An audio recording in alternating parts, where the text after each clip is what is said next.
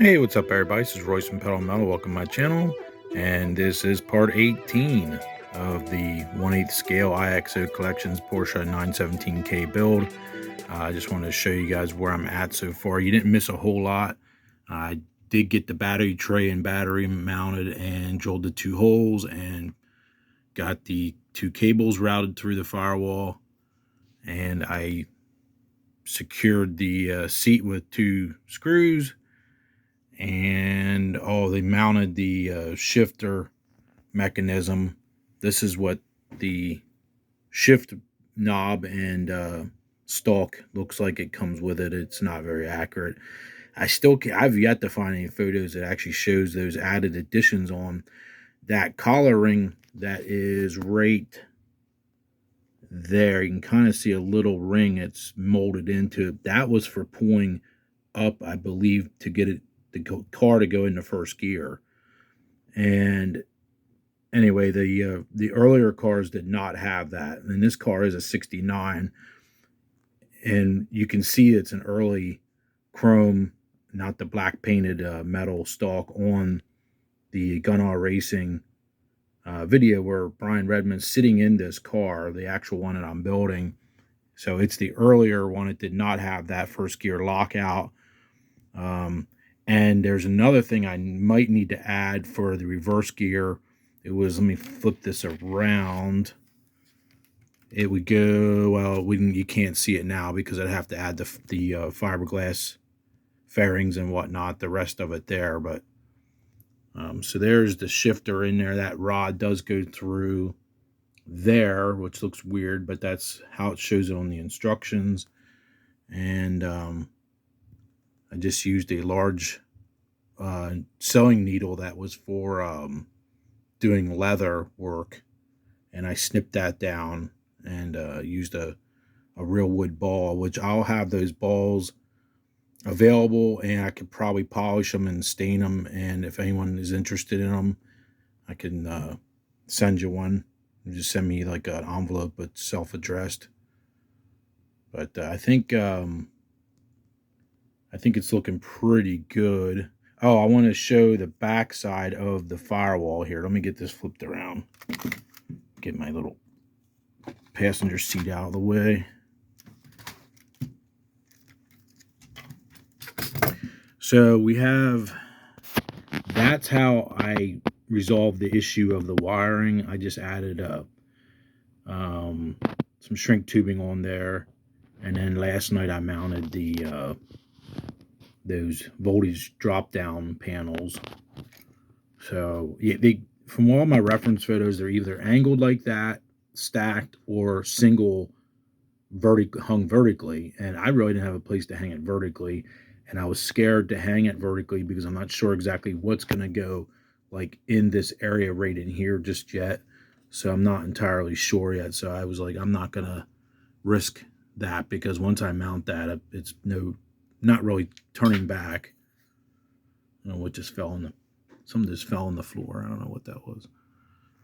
So that's where I'm at so far. The dashboard is just kind of laying on there because it looks cool, and I wanted to get an idea.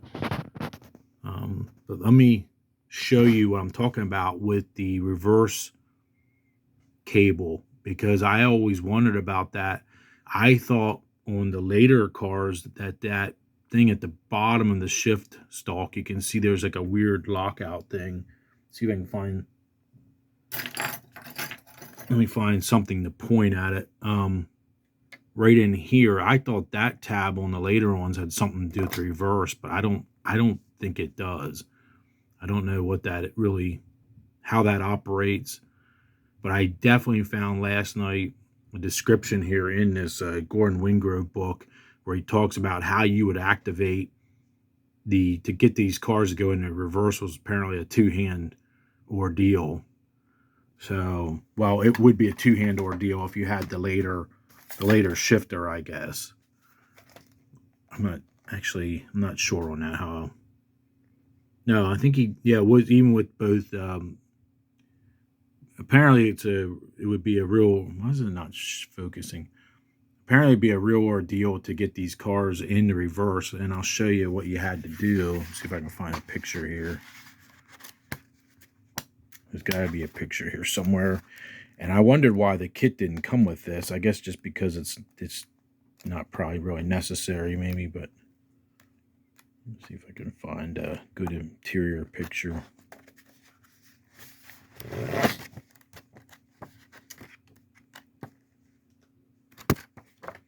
Of course, now I want to find it. So that's the later black painted with the ring right here, and you pull up on that to when you want to go into first gear, which was like a dog leg set up there. Of course, now I can't find what I wanted to show.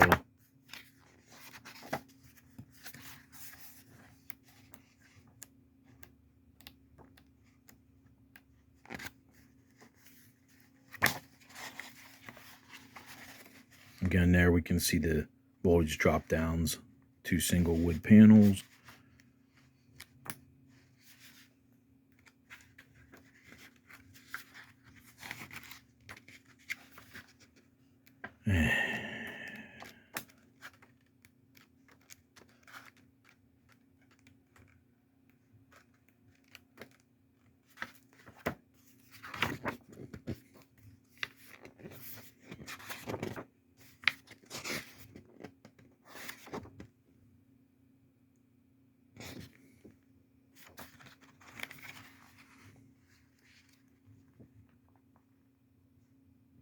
Amazing that Willie Carlson wasn't injured at all with that crash. Absolutely crazy when your feet are sticking out there.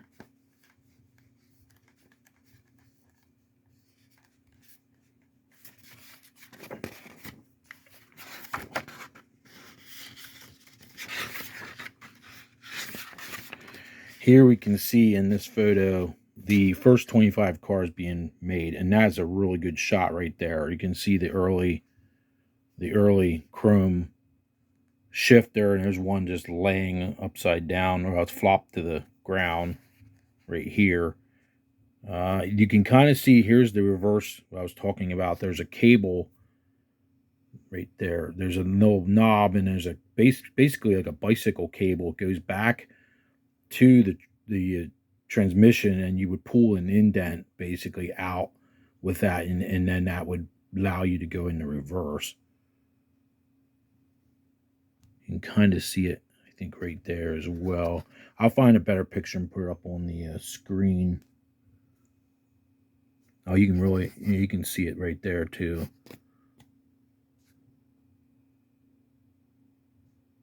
Right there. But I'm pretty sure at least the first 25 cars, maybe they updated all of them later on, or most of them, but you can see there's an early, I think pretty much all the first 25 cars that were produced had that early setup.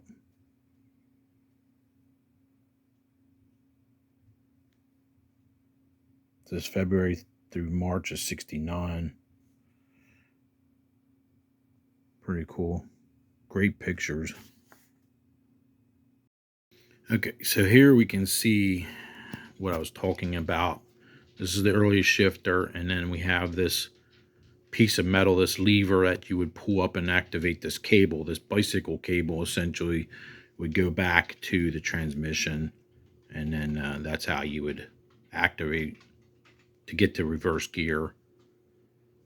Pretty wild. I always wondered what that was for. I tried finding out. It's been for years I wondered what that was for, and I just never seen it, the 1 or 2 sentences talking about it here in the one book that I have.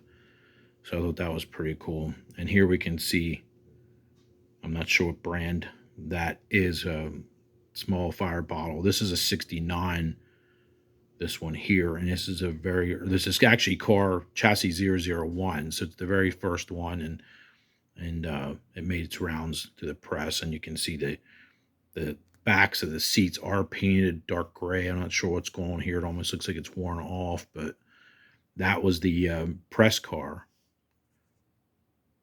And I believe this gauge here is to show that the frame is pressurized, but I'm not 100% sure on that. Pretty interesting.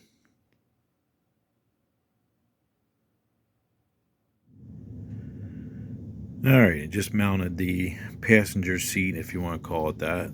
It's a little awkward trying to flip this whole thing kind of on its side. It is getting very bulky at this point. As you guys know, some of you that are working on this kit at the same time as me, I know there was someone who argued and said this is not considered a kit. I have to disagree wholeheartedly, because this is a kit. Because anytime you're assembling parts and struggling and everything else to get something together, that's a kit. I mean, if this was all came to you unassembled, then I would agree that it's not a kit. It is a die-cast toy, model. But in my opinion, I would call this a kit. I mean, there's a heck of a lot going on here with this. As you can imagine, if you don't have the kit in front of you, it is not overwhelming, but it's a lot of parts. I mean, it's pretty crazy. So anyway, I'm at page 285. Page 285, and so I just mounted that. And the reason I didn't film mounting the seats, because you're not really missing anything. I did want to show the battery again, so that's how that looks from this side. I'm kind of anxious to see how they do the inner panels now, because I can't. It seems to me that's going to be pretty tight. So I got to really make sure I get all this wiring correct here, and double check, like the one gentleman who wrote and said, make sure you test everything. Well, I had tested everything before when it wasn't even all tucked in, and the soundboard's not working anymore, so that really sucks. So I'm gonna have to do one more test of that and try to figure out what's going on.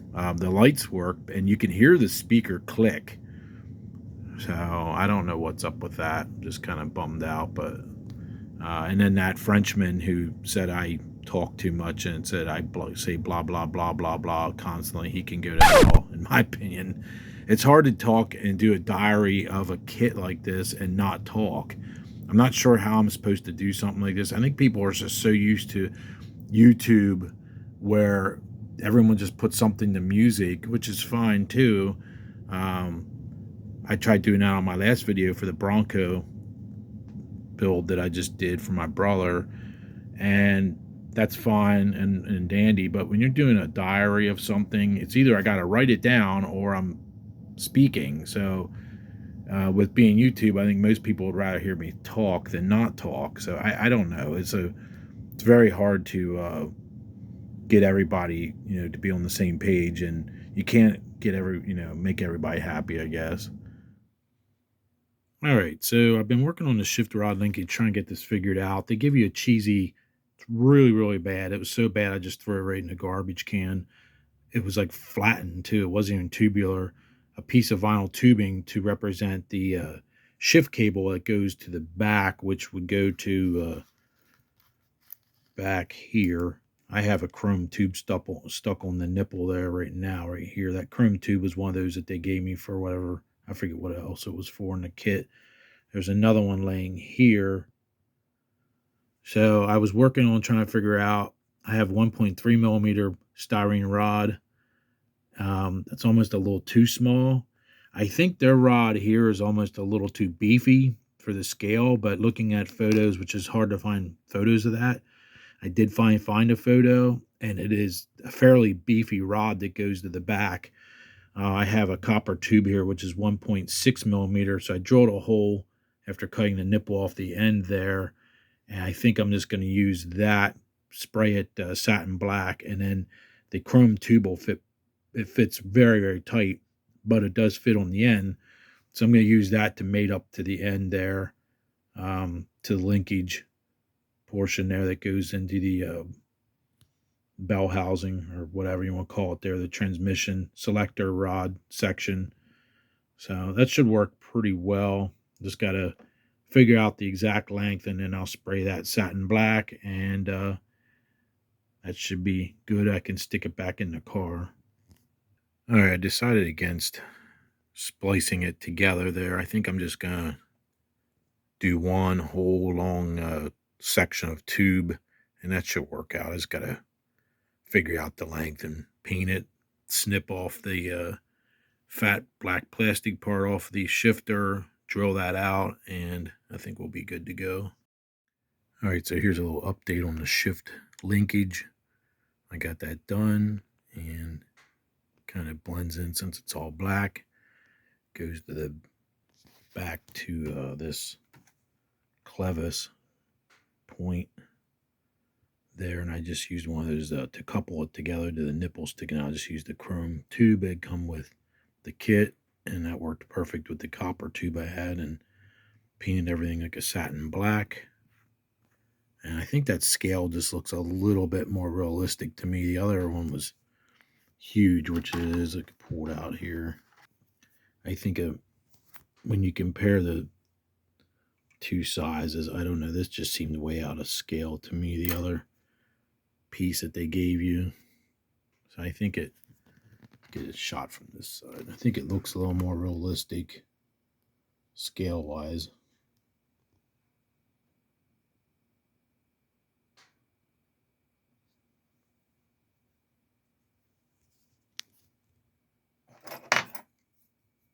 So it's this one running along right here, if you're not sure what I'm even talking about.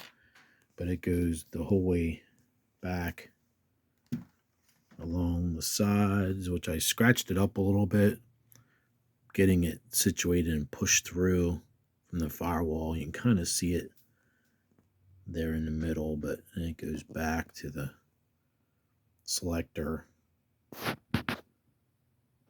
part there, this piece sticking out right there.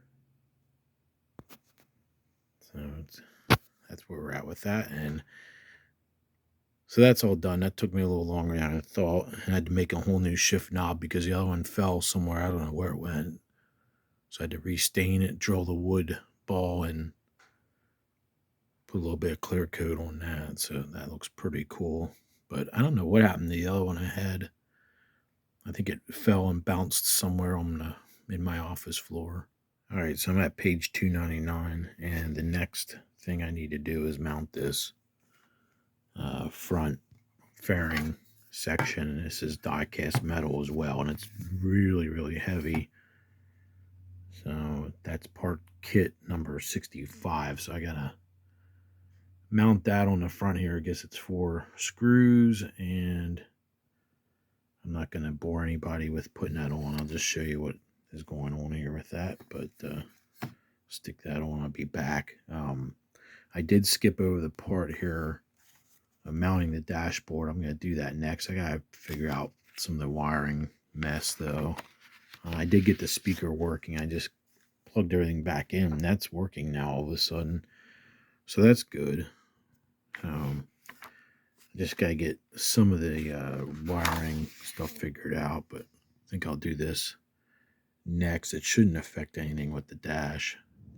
All right, so here's a front shot of this panel installed, and then I had to route this green and white wire up around there so it's kind of hidden more, and I used some of their little miniaturized electrical tape that they give you with the kit. I don't know, it seems okay. A couple places it seems like it's already coming off, so we'll see, but that's where I'm at with that. And next is to get the dashboard mounted.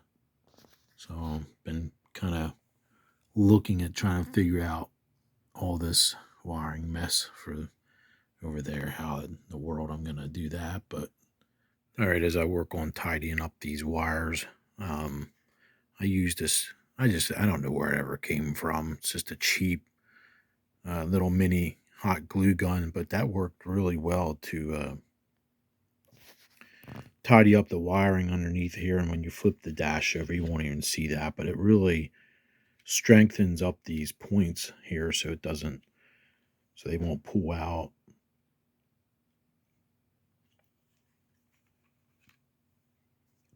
So I thought that might be better than just trying to use tape or something. They tell you to tie the wiring in a knot here, I guess. I don't know. I didn't really see the need for that. So anyway.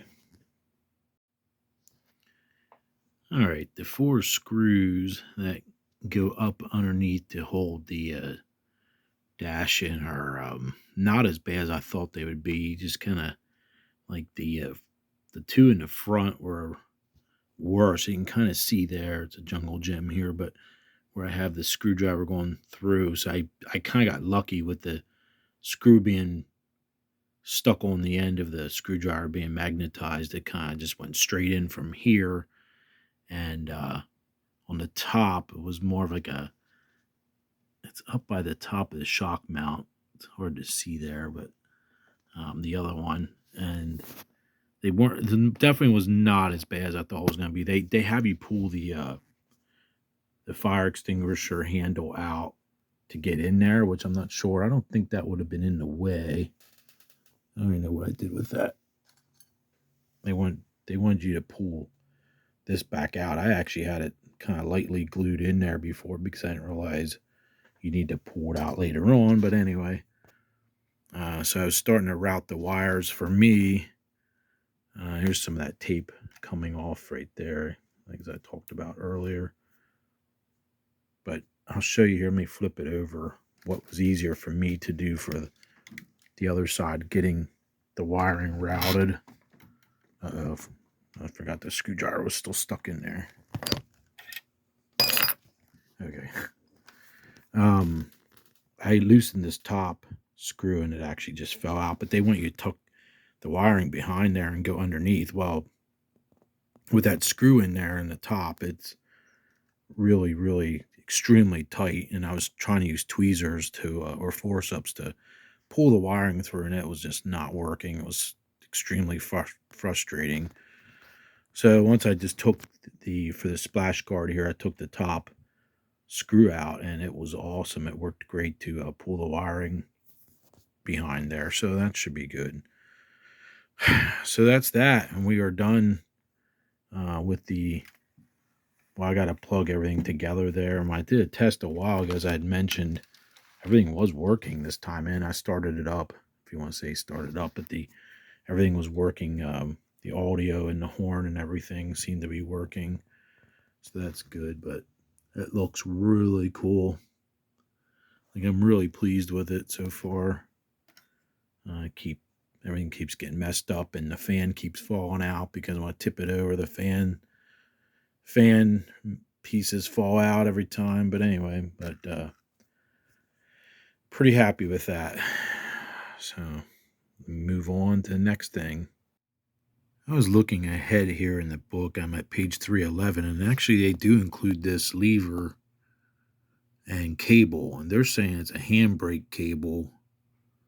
I don't know. Now I'm really confused because that kind of makes sense, but I always thought in the later cars that was a choke.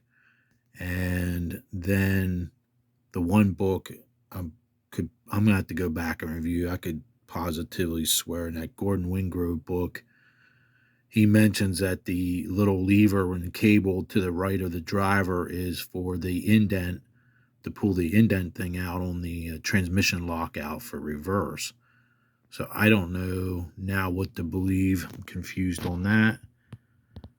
So anyway, I just thought I'd show that quick. That's on some steps ahead where I'm at here.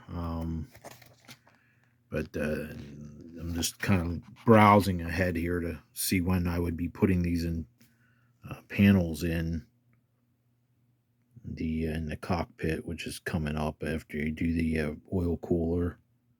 All right, I went back to that Gordon Wingrove book and looked again, and here is a great photo, and the caption says a small lever in the cockpit operates a Bowden cable connected to this small pin. This is the reverse gear detente arrangement. When the lever is moved, the pin pulls and reverse gear can be selected. Note the starter motor above, blah, blah, blah. I have to go with what he's telling me in this book. This guy worked on the cars or was part of the team. So I'm going to go off of what he's saying here. I assume I'm on the right track here. It just says small lever in a cockpit. He doesn't have anything really pointing out like which lever, but there's not too many small levers in the cockpit. It's the only one that I know of. So I had to look up that French word détente, by the way, which just means to ease tension, I believe is what that means. The other page here shows the breather tube, that clear tube for the top of the transmission, which is kind of interesting to see here. And then we have a copper ground strap connected over there. Just thought I'd show that quick because I I don't know. I didn't think that was correct as a parking brake cable, but I don't know. Maybe the author's wrong, but I highly doubt it. All right, I'm going to start at page 301, and this is hilarious too. It says water radiator, which is obviously not correct. This is for the oil.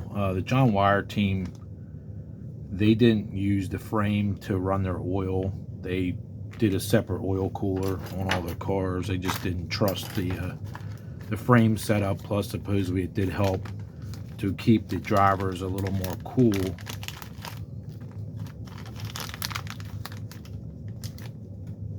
don't know what that is. The end cap, maybe?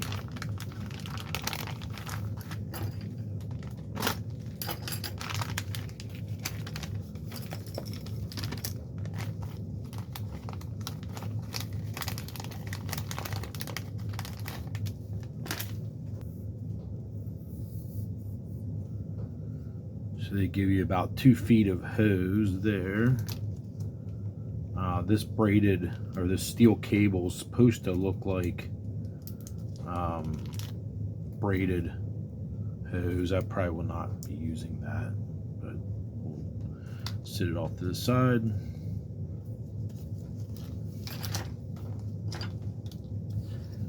Okay, that's the tank ends.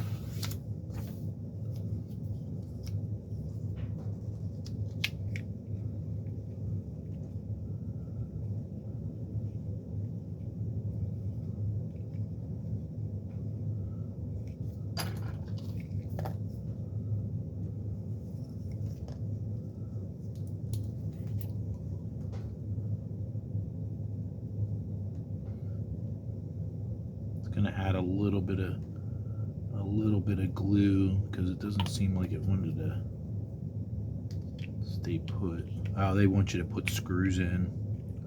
No wonder it feels so loose.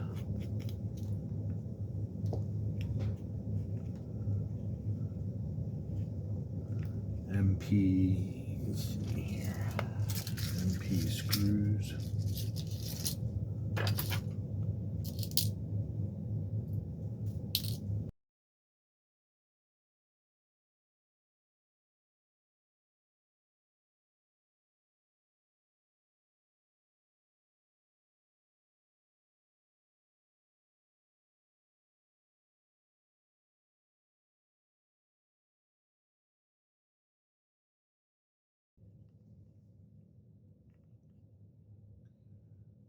So we got some cleanup to do on that, but I don't know how visible that's going to be when it's inside the car. I have a feeling you won't even see it, but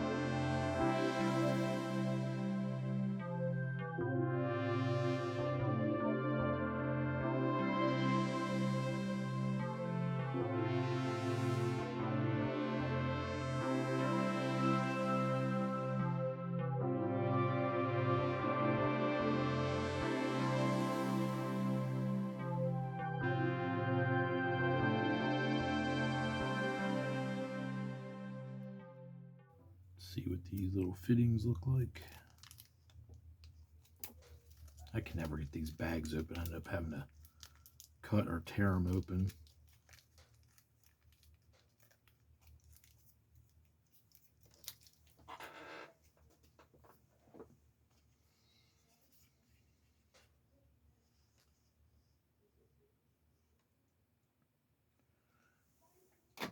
to see what I have left here in my stash here.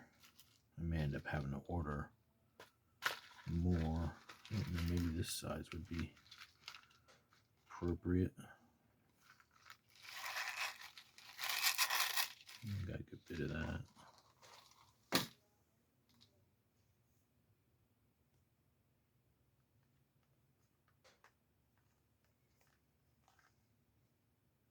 That might be a good size, either one of them, I guess. This one's a little bit bigger, but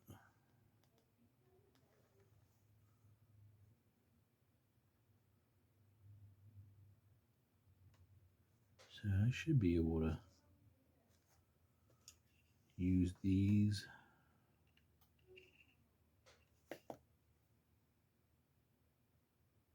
Got some cleanup work to do though.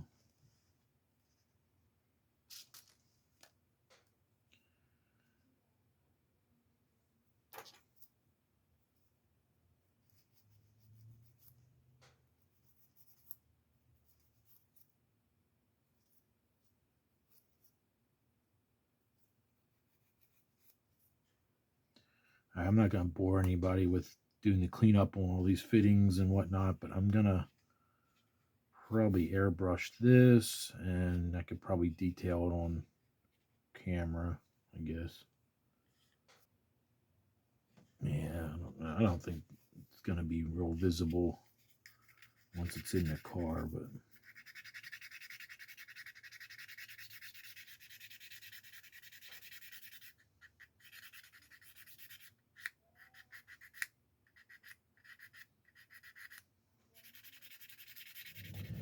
all right, off camera I'd worked on the hoses, and I think that'll work fine. I am going to use the black vinyl hoses for the parts you won't see running back. They want you to cut two pieces 285 millimeters, which is like 11.22 inches. So I'll deal with that a little bit later, but thought I'd start weathering the oil cooler, try to detail it up. I don't think anyone's ever going to see it, but that's okay. I'll know it's done.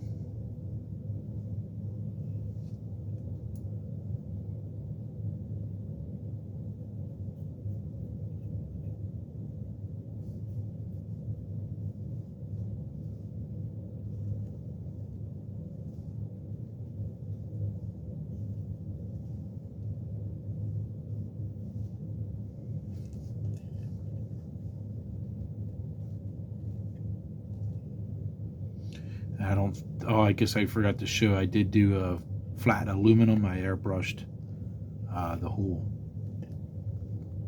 oil cooler. I think I forgot to show that.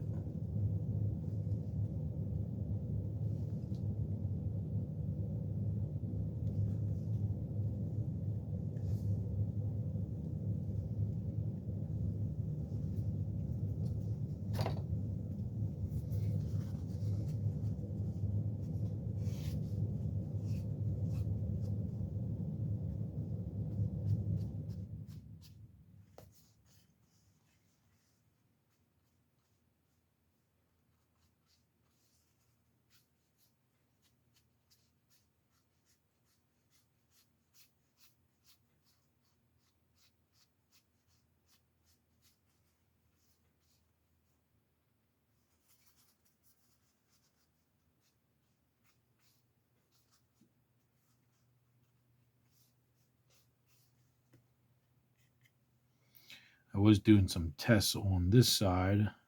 So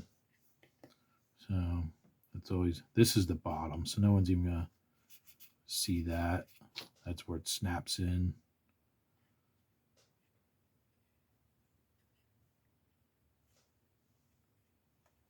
I don't think any of this really is going to be really very visible from the top.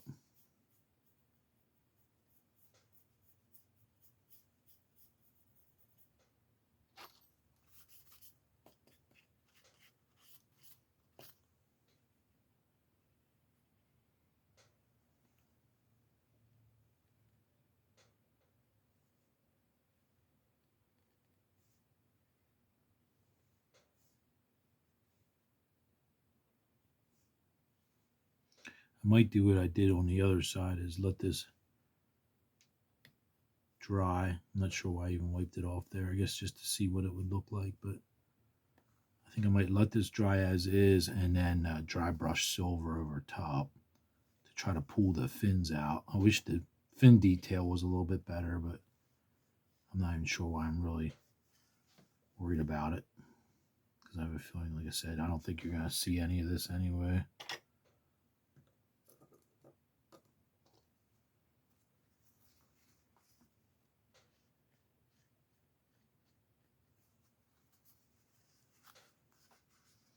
Maybe I'll wipe some of this back off.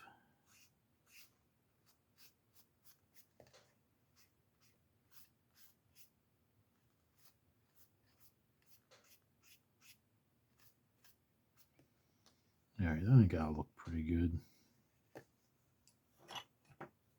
Not super worried about it.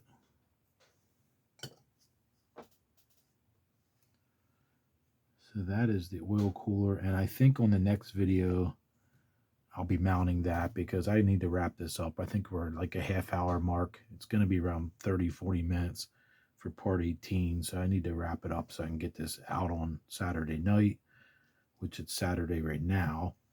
And I think that's good for now. I'm going to end it there. Hopefully you guys will come back and join me for part 19. So it's getting there now. Part 19 most likely is going to be this, routing the oil lines, and then I'll probably go back to doing the fuel injection lines that I missed before. I'm not sure yet.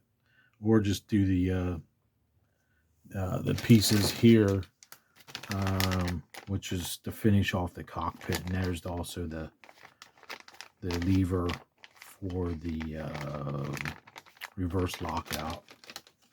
So anyway, that's where I'm going to leave off for part 18. I want to say thank you to everyone who's been watching and sticking with it.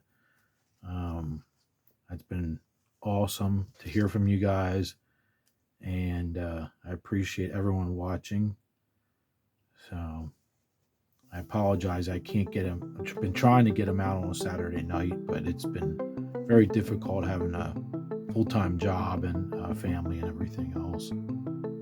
So that's that. So if you like this type of videos, be sure to give me a like. If you know someone might like this type of video, share it with them. I appreciate it. Bring them to the channel. And if you're not a subscriber, please consider it's free, and you can't beat free. And until next time, I'll see you guys